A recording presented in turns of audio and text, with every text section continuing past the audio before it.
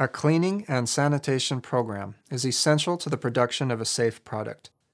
Such a program addresses maintaining sanitary product contact surfaces and an overall clean and sanitary production environment.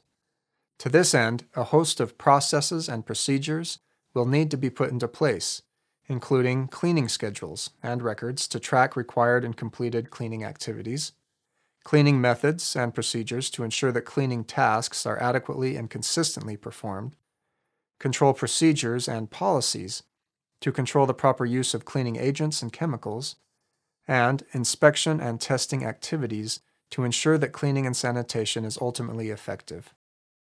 As you can tell, a lot of planning will be necessary to ensure that the cleaning and sanitation program is effective. Planning decisions include choosing methods, frequencies, materials, cleaning agents, responsibilities, and record-keeping methods. Training will also need to be provided, and even once the program is planned out, it will require constant evaluation, modification, and improvement.